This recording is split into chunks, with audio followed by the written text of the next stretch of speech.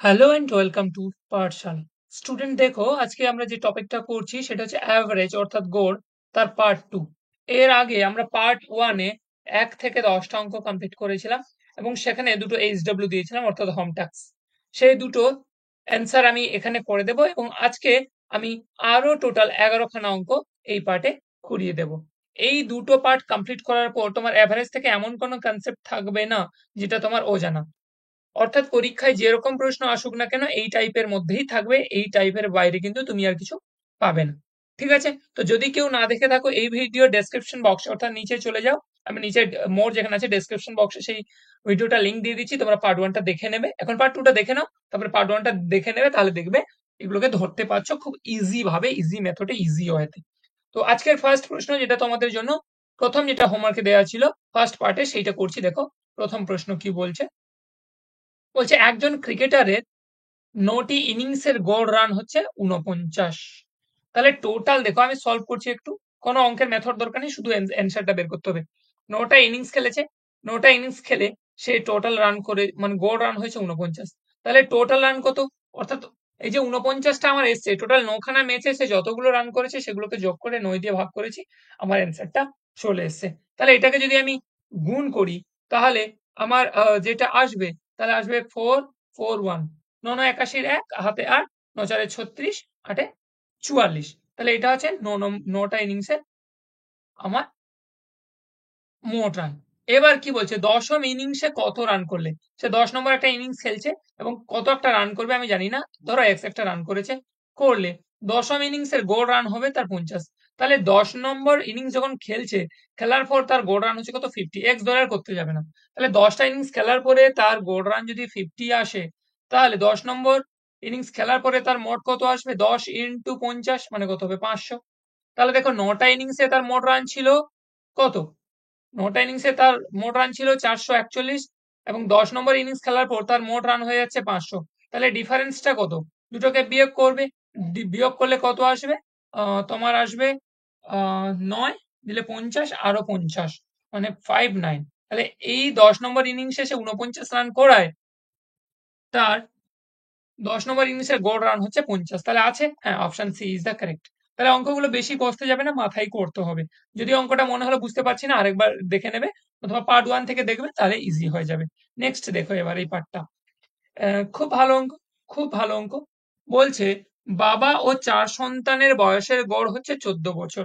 তাহলে বাবা প্লাস 4টে সন্তান মানে 5জন মেম্বারের গড় বয়স হচ্ছে 14।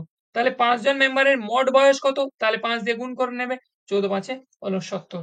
এবার বলছে মা এবং 4 সন্তানের গড় বয়স। তাহলে এবারে মা থাকছেন প্লাস এই, এখানে বাবাকে দিয়ে করেছিল ফাদার, এখানে মাদারকে দিয়ে করছি, এখানেও 5জন, কারণ মা থাকছেন প্লাস সেই 4জন সন্তান, সেই 4জন সন্তানের বয়স আর চেঞ্জ হচ্ছে না, শুধু মায়ের বয়সটা যোগ করছি। সেক্ষেত্রে তাদের গড় বয়স হচ্ছে দেখছি 12। তাহলে এদের টোটাল কত হবে, 60। তাহলে ডিফারেন্স কত হচ্ছে, আমার 10। এবার বলছে যে মায়ের বয়স 35। তাহলে মায়ের বয়সটা বলে দিয়েছে, মায়ের বয়সটা কত বলে দিয়েছে, 35। মায়ের বয়স পরিষ্কার বলে দিয়েছে 35। তাহলে দেখো মা সহ, এই যে আমি দেখলাম এখানে মা সহ 5 জনের, মা সহ 4 সন্তান এর বয়স, মা সহ 4 সন্তানের বয়স কত হচ্ছে গো, 60। সেখানে মা বাদে 4 সন্তানের বয়স কত হবে, 60 ছিল টোটাল। সেখানে মায়ের বয়স যদি আমি 35 বাদ দিয়ে দিই, তাহলে পড়ে থাকবে কত, 35 5 এ 40 মানে 25। তাহলে 4 সন্তানের মোট বয়স কত, 25। এবার জানতে চাইছে বাবার বয়স কত। দেখো 4 সন্তান সহ বাবার বয়সের মোট ছিল কত, 70। 4 সন্তান সহ বাবার বয়সের মোট ছিল 70। তাহলে মোট থেকে যদি আমি 4 সন্তানের বয়স 25 যদি আমি বাদ দিয়ে দিই, তাহলে যেটা পড়ে থাকবে সেটা হচ্ছে 25 5 এ 30 40 70 মানে 45। তাহলে এই 45 বছরটা কার বয়স পাবো, এই 45 বছর আমি যেটা পাবো সেটা হচ্ছে বাবার বয়স। ধরতে পেরেছো? তাহলে 45 কে আছে অপশনে, হ্যাঁ অপশন এ আছে, অপশন এ আছে। এই 35টাও থাকবে কিন্তু, 35টা ভুলেও করতে যাবে না। ধরতে পারলে কিভাবে করলাম, আমাকে বলেছিল, রিপিট করছি, বাবা সহ 4 সন্তানের বয়স 14। তাহলে বাবাকে নিয়ে 5 জন, 5 জনের গড় বয়স যদি 14 হয় তাহলে মোট বয়স 70। আবার মা সহ চার সন্তানের গড় বয়স 12, তাহলে টোটাল 5 জন হচ্ছে 60। এক্ষেত্রে ডিফারেন্স আমার দরকার নেই, আমি বের করেছিলাম কিন্তু লাগলো না। বলছে মায়ের বয়স 35, তাহলে দেখো আমি এখানে দেখছি মা সহ চার সন্তানের মোট বয়স হচ্ছে 60, সেখানে মাকে যদি আমি বাদ দিই তাহলে যেটা পড়ে থাকছে যে এক্সট্রা 25, সেটা হচ্ছে চার সন্তানের মোট বয়স। আবার দেখছি বাবা সহ, এই পয়েন্টটা, বাবা সহ চার সন্তানের মোট বয়স হচ্ছে 70, তাহলে চার সন্তানের বয়স যদি আমি টোটালটা বাদ দিয়ে দিই, যেটা পড়ে থাকবে সেটা আমার মা বাবার বয়স, তাই বাবার বয়স পেয়েছি 45। এইভাবেই করবে, এক্স এক্স ধরা দরকার নেই, খুব টাফ হয়ে যাবে। এবার এটাও সেই একই জিনিস, একই ভাবে করতে হবে, বুদ্ধি খাটিয়ে। এই ধরনের অঙ্ক সবসময় মোট বের করবে। বলছে 5 বছর পূর্বে স্বামী এবং স্ত্রীর গড় বয়স ছিল 23 বছর। বেশ, সেইভাবে যেভাবে বলেছে সেভাবে করো, 5 years ago, যা বলছে সে। আমি 5 বছর আগের গল্প করছি, হ্যাঁ। স্বামী এবং স্ত্রীর গড় বয়স ছিল এত, তাহলে দুজনের গড় বয়স ছিল কত? 23। তাহলে দুজনের মোট বয়স কত? গুণ করে দেবে, কত আসবে? 46। তাহলে 5 বছর পূর্বে স্বামী এবং স্ত্রীর গড় বয়স ছিল 46। তাহলে 5 বছর পর, মানে আমি যদি প্রেজেন্টে চলে আসি, তাহলে তাদের ছিল 46, তাহলে 5 বছর পর স্বামীর 5 বাড়বে প্লাস স্ত্রীর 5 বাড়বে, তাহলে বর্তমানে তাদের মোট বয়স কত হচ্ছে? 56। ঠিক আছে, বর্তমানে তাদের বয়স 56। তাহলে 5 বছর আগে তাদের মোট বয়স 46, বর্তমানে অর্থাৎ 5 বছর পর এখন এই আজকের দিনে দাঁড়িয়ে তাদের মোট বয়স 56, স্বামী স্ত্রী দুজনে।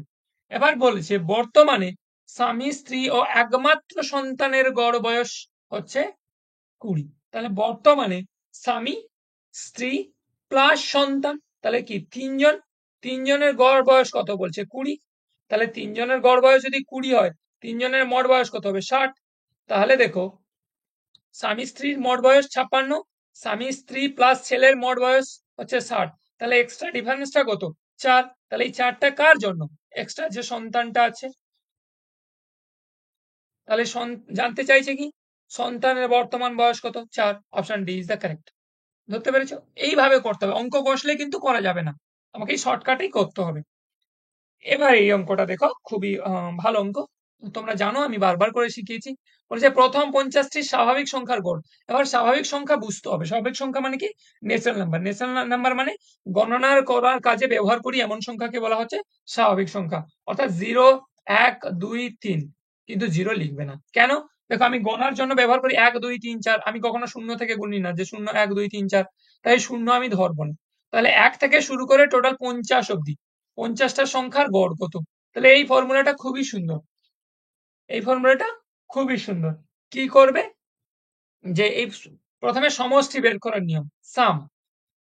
50টি সংখ্যার সাম বের করার নিয়ম হচ্ছে n into n plus 1 divided by 2।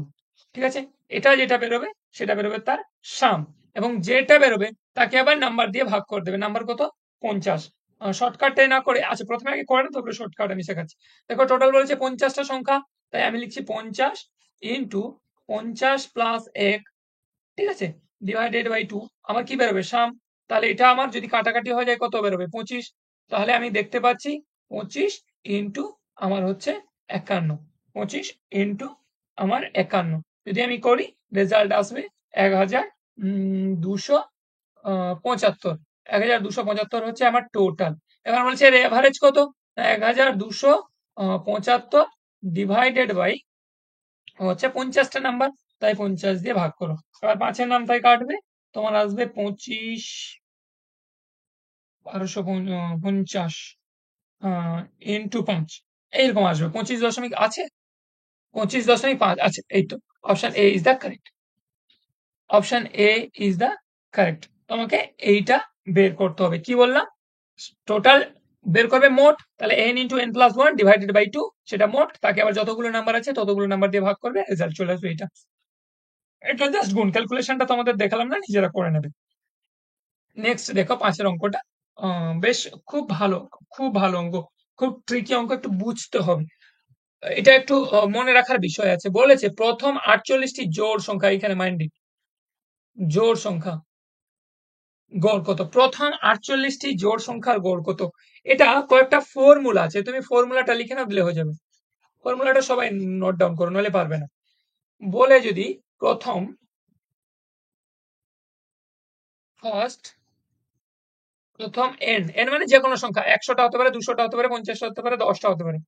N সংখ্যক স্বাভাবিক সংখ্যা অর্থাৎ ন্যাচারাল নাম্বার এর অ্যাভারেজ কত? প্রথম স্বাভাবিক সংখ্যার গড় কত হবে? রুলস হচ্ছে n+1/2 ডিভাইড করবে। এই যে আগে যেটা বলছিলাম না shortcuts, n × n+1 divided by 2 whole divided by n, সেটা করতে যাবে না, খালি n কেটে দেবে, এইভাবে চলে আসবে। তো আমাকে বলেছিল প্রথম 50টি স্বাভাবিক সংখ্যার গড় এইভাবে করবে, দেখবে চলে আসবে। বেশ, তাহলে আমি বের করলাম প্রথম nটি স্বাভাবিক সংখ্যার গড় হচ্ছে এত। এবার আরেকটা রুলস লেখো, 2 নম্বর রুলস হচ্ছে প্রথম nটি যতগুলো সংখ্যা হতে পারে বিজোড় স্বাভাবিক সংখ্যার গড়, বিজোড় স্বাভাবিক সংখ্যার গড়।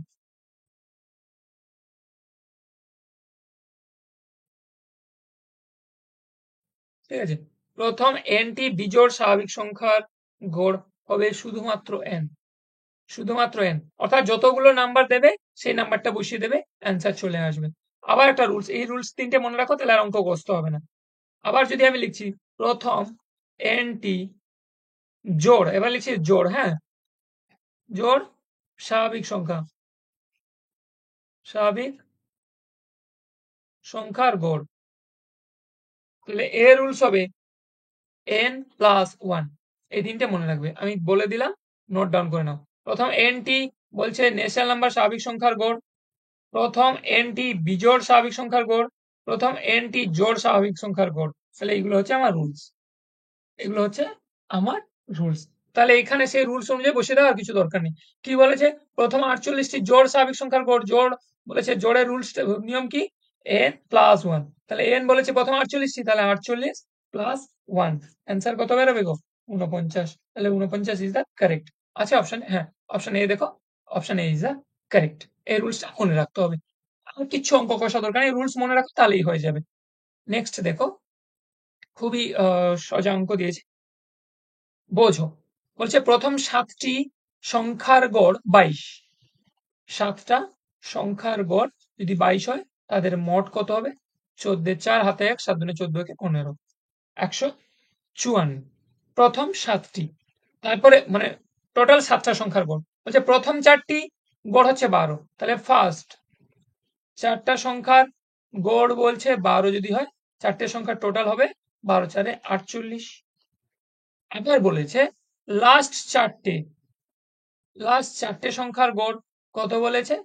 30.5। তাহলে টোটাল কত হবে? দেখো 4 3 12, 120, এ হচ্ছে হাফ মানে 2, 122, 122। ধরতে পেরেছো? তাহলে এবার দেখো প্রথম আমার টোটাল 7টা, 7টার মধ্যে প্রথম 4টে নিয়ে নেওয়ার পর আর পড়ে থাকার কথা কটা? 3টে, কিন্তু বলেছে শেষের দিক থেকেও আবার 4টে, মানে একটা সংখ্যাকে আমি দুবার ক্যালকুলেট করছি। এরকম একটা অঙ্ক আমরা অলরেডি করেছি পার্ট 1-এ, একটু দেখবে তাহলে ক্লিয়ার হয়ে যাবে। ঠিক আছে, মানে এরকম 1 2 3 4 5 6 7, 7-এর মধ্যে বলেছে প্রথম 4টে, তাহলে 1 2 3 4, তাহলে এটাকে তো আমি অলরেডি ক্যালকুলেট করেছি। আবার বলছে শেষের দিক থেকে 4টে, তার মানে আবার দেখো 1 2 3 4, মানে এটাকে আমি দুবার ক্যালকুলেট করছি, মানে এই নাম্বারটা বেড়ে যাচ্ছে। যার জন্য রেজাল্টটা তুমি দেখো, এই যে রেজাল্টটা, এই দুটোকে যোগ করো, এই যোগ করলে কি হতো আমার? টোটাল আসবে কত? 7টি সংখ্যার টোটাল, কিন্তু এখানে আসছে 8 2 10 শূন্য হাতে 1, 4 2 6 1 7, এখানে হচ্ছে 1, কত আসছে গো? 170। তাহলে হওয়ার কথা ছিল আমার 154, হচ্ছে 170। এক্সট্রা যেটা আমার হয়ে যাচ্ছে সেটা হচ্ছে কত জন্য? 54 6 60 16, এই 16 আমার এক্সট্রা। কিসের জন্য? এইখানে নিচ্ছি আমি, এই 16টা এক্সট্রা ঢুকে গেছে। এবার বলেছে চতুর্থ সংখ্যাটা কত? তাহলে এই 16টা যেটা ঢুকে গেছে, এদিক থেকে কমিয়ে কমিয়ে যদি যাই, 16টা এখানে আমার এক্সট্রা পড়ে আছে, তাহলে 16 হয়ে যাবে আমার সঠিক অ্যান্সার। ধরতে পেরেছো? অঙ্কটা অলরেডি করা হয়েছে, যদি কেউ বুঝতে না পারো অঙ্কটা দুবার দেখে নাও, বা পার্ট 1টা একটু দেখে নাও। এবার এটা দেখো, সুন্দর, বেশ সুন্দর, বেশ সুন্দর অঙ্ক। কি বলছে দেখো, যে 5 ভাইয়ের সাপ্তাহিক গড় আয় 60 টাকা। 5 ভাইয়ের সাপ্তাহিক গড় আয় কত বলেছে? 60 টাকা। তাহলে 5 জন ভাই এর সাপ্তাহিক গড় আয় 60 টাকা যদি হয়, তাহলে টোটাল আয় কত? 300 টাকা। বেশ, এবার বলছে যদি এক ভাইয়ের সাপ্তাহিক আয় 10 টাকা বৃদ্ধি পায়, তাহলে 10 টাকা ইনক্রিজিং বাই ইনক্রিজ হয়েছে, ঠিক আছে, ইনক্রিজ বাই ইনক্রিজ টু না, 10 অব্দি বৃদ্ধি পেয়েছে না, 10 টাকা বৃদ্ধি পেয়েছে। তাহলে কত টোটালের সাথে যোগ হবে? তাহলে আগে 300 টাকা হচ্ছিল, এখন 310 টাকা। এবার বলছে 10 টাকা বৃদ্ধি পায়, তবে নতুন গড় কত? তাহলে বর্তমান মোট কত আমার? 310। সেটা ক ভাইয়ের? 5 ভাইয়ের। তাহলে 5 দিয়ে ভাগ করো। দেখো 5 6 30, 1 10, 5 দুনে 10। তাহলে এখন গড় কত? 62। তাহলে 62 কি আমার অপশনে আছে? না তো। হ্যাঁ, অপশন সি এ দেখো, অপশন সি তে আমার 62 টাকা আছে। একদম সোজা অঙ্ক ছিল। এটা ভীষণ স্টার দিয়ে দাও, তোমাদের মডেল কোয়েশ্চেন পেপারেও আছে, দেখবে আমি তোমাদের যে পাঠিয়েছিলাম model question paper Vidyasagar science অলিম্পিয়াডে, এই অঙ্কটা এবছর চলে এসেছে। এই অঙ্কটা তুমি ডেফিনেটলি পাবে কোথায়? তোমার লেয়ার ওয়ানে। আমি আবার বলে দিচ্ছি, লেয়ার ওয়ানে। ঠিক আছে, লেয়ার টু তে কোনটা হবে এর মধ্যে একটা থাকবে, কোনটা এখন আমি বলছি না, দেখতে থাকো। এটাকে সলভ করছি, দেখো কি বলছে। a plus B 16a plus 16b equals to 48 হয়, তবে a প্লাস b এর গড় মান কত? তাহলে আমার রুলস হচ্ছে 16a plus 16b equals two আমার 48। তাহলে আমি যদি 16 কে কমন নিই, তাহলে a plus b equals to আমার 48। তাহলে a প্লাস b এর ভ্যালু কত? 48/16, 16×3 = 48। তাহলে দেখতে পাচ্ছি a প্লাস বি, এ দুটোর ভ্যালু কত? 3। তাহলে এর গড় কত হবে? দেখো এ ধরো একটা সংখ্যা কিছু একটা ছিল, বি একটা কোনো একটা সংখ্যা ছিল, দুটোকে যোগ করা হয়েছে, 3 বেরিয়েছে। তাহলে দুটোকে যোগ করার ফলে যতগুলো নাম্বার আছে সেটা দিয়ে যদি আমি ভাগ করি গড় পাবো। তাহলে 2 দিয়ে ভাগ করবো কেন? এ একটা সংখ্যা, বি একটা সংখ্যা, তাদের যোগফল 3। তাহলে গড় কত হবে? 2 দিয়ে ভাগ করো, কত আসবে? 1.5। তাহলে 1.5 আছে। হ্যাঁ, অপশন এ তে আছে। Option A is the correct. Next দেখো, 10-এর অঙ্কটা খুব খুব ট্রিকি অঙ্ক। এটাও ভেরি ভেরি ইম্পর্টেন্ট, আবার বলছি এটাও start the very very important, very very important অঙ্কটা, আবার বলছি লেয়ার ওয়ান, লেয়ার ওয়ান। এই জন্য প্রথমে অঙ্কগুলো রাখিনি, একবার যদি ইম্পর্টেন্ট দেখে নিতে আর তোমরা প্র্যাকটিস করতে না, ওই জন্য আমি এটা এরকম করেছি। এবার দেখো বলছে অপশন টেস্ট করতে হবে। 0 2 4, 0 2 4 5 9 সংখ্যাগুলির মধ্যে কোন সংখ্যাকে বাদ দিলে গড়ের কোনো পরিবর্তন হবে না? তাহলে হিসাব মতন সবাই শূন্যটাই প্রথমে করে ফেলে, কিন্তু শূন্য হবে না। তুমি দেখো, তুমি যদি শূন্যকে বাদ দাও, তাহলে যোগ যদি করি 2 + 4 + 5 + 9 ডিভাইডেড বাই কত হবে? 1 2 3 4, 4 দিয়ে ভাগ করো, তাহলে কত আসবে দেখো? 5 4 9 5 14, 14 4 18, 18 2 20, 20 কে 4 দিয়ে ভাগ করলে কত আসছে? 5। কিন্তু যখন আমি টোটাল যোগ করছিলাম সেটা কত আসছিল? 9 5 14, 14 4 18, 18 2 20, 20 কে আমি তখন কত দিয়ে ভাগ করছিলাম? আর 4 দিয়ে না, 5 দিয়ে, কারণ শূন্যকে নিয়ে আসছিলাম, তখন আমার রেজাল্ট আসছিল 4। তাহলে আমার অরিজিনাল এই 4টা থাকবে। তাহলে কোন সংখ্যাকে বাদ দেবো? তাহলে শূন্যকে বাদ দিয়ে হবে না, তাহলে 2 কে বাদ দিয়ে করো, দেখো 0 + 4 + 5 + 9 ডিভাইডেড বাই, দেখো 1 2 3 4, 4 দিয়ে ভাগ করবে, শূন্যটা একটা সংখ্যা কিন্তু। এবার দেখো 5 4 কত হচ্ছে? 9 9, সরি 9 5 14, 14 4 কত হচ্ছে? 18। 18 কে তুমি কত দিয়ে ভাগ করবে? 2 দিয়ে, 4 দিয়ে ভাগ করবে। তাহলে 4 দিয়ে তুমি যদি ভাগ করো, তাহলে রেজাল্ট কত আসছে দেখো? 2 9 18, 2 দুনে 4, কত? 4.5 হচ্ছে না। তাহলে এই যে অপশন টেস্ট, 4 দিয়ে ভাগ করো, তাহলে 4 দিয়ে যদি, 4 কে বাদ দিয়ে যদি করি, দেখো এখানে কত? এই দেখো 9 5 14, 14 আর 2 16, 14 2 16। তাহলে 16 কে আমি কত দিয়ে ভাগ করব? 1 2 3 4, 4 দিয়ে যদি আমি ভাগ করি, কত রেজাল্ট আসছে? 4 4 16, তাহলে 4 হচ্ছে রেজাল্ট। তাহলে আমার সঠিক অ্যান্সার কি হয়ে যাবে? অপশন 4। ঠিক আছে, অর্থাৎ 4 সংখ্যাটাকে আমি যদি বাদ দিই, তাহলে আমার গড়ের কোনো পরিবর্তন হবে না, অর্থাৎ 4 থাকা আগে আমার যা গড় ছিল, 4 কে বাদ দিলেও আমার সেই গড় আসছে। ধরতে পেরেছো? নেক্সট দেখো, very very important, very very important. আবার স্টার দিলাম, অঙ্কটাকে করে ফেলো। কি বলছে দেখো, সপ্তাহে প্রথম 4 দিনের গড় তাপমাত্রা হচ্ছে এত। সপ্তাহে প্রথম 4 দিনের গড় তাপমাত্রা হচ্ছে এইটা। তাহলে সপ্তাহের গড় তাপমাত্রা হচ্ছে 40। সপ্তাহের গড় তাপমাত্রা 40, মানে সপ্তাহের মানে মানে 7 দিনের গড় তাপমাত্রা হচ্ছে আমার 40। তাহলে 7 দিনের গড় তাপমাত্রা কত? 7 4 28, তার মানে 280। মোট হচ্ছে আমার টোটাল, এটা মোট। তাহলে 7 দিনের মোট হচ্ছে এত। এবার হচ্ছে প্রথম 4 দিনের গড় তাপমাত্রা, তাহলে প্রথম 4 দিনের গড় তাপমাত্রা হচ্ছে কত? 39। তাহলে প্রথম 4 দিনের মোট কত হবে গো? এটা গুণ করে দেখো তো। 9 4 36 6 হাতে 3, 9 4 36 6 হাতে 3, 4 3 12, 12 3 15। ঠিক আছে, বাদ দাও। 4, এখানে হচ্ছে 7, হচ্ছে তোমার 2, আর এখানে 1, কত 124। তাহলে এই 124 যে 3 দিনের মোট, বাদ বাকি যে 3 দিন থেকে গেল সপ্তাহে, সেই 3 দিনের মোট হচ্ছে আমার কত, 124। তাহলে 3 দিনের মোট যদি 124 হয়, 3 দিনের গড় কত হবে? তাহলে 124/3, তাহলে 3 4 12, থাকছে কত তোমার 4। তাহলে 3 একে 3, 0.010, 3 3 9, আবার 3 3 9, এরকম চলতে থাকবে। তাহলে 41.33 চলবে। আছে কোথাও 42, এই তো 41.3 ডিগ্রি সেন্টিগ্রেড। ধরতে পেরেছো কত ইজি ছিল? তাহলে এই পার্টের মাধ্যমে আমরা অ্যাভারেজের মোটামুটি যতগুলো টাইপ ছিল সবগুলো করালাম। আর দু একটা পার্ট থেকে গেছে, সেটা আমরা যখন মক টেস্ট নেব সেখানে তোমাদের দিয়ে রাখবো। এর পরের পার্টে আমাদের কাজ থাকবে সিম্পলিফিকেশন, অর্থাৎ সরলীকরণ। আমরা জানি, সবাই জানো, তাও দেখবে কত রকমের, কত ভ্যারাইটিস এর, কত শর্টকাট ট্রিক্স শেখাবো তোমাদেরকে। ঠিক আছে, তো তোমরা ওয়েট করো। নেক্সট ভিডিও আপলোড হচ্ছে এবং আজ থেকেই লাইভ ক্লাস স্টার্ট হয়ে যাচ্ছে। তোমরা ভালো থেকো, মন দিয়ে পড়াশোনা করো, বারবার করে অঙ্কটা প্র্যাকটিস করো, পরীক্ষার বেশি দেরি নেই, সামনেই এগিয়েছে। ওকে, টাটা, বাই, জয় হিন্দ, বন্দে মাতরম।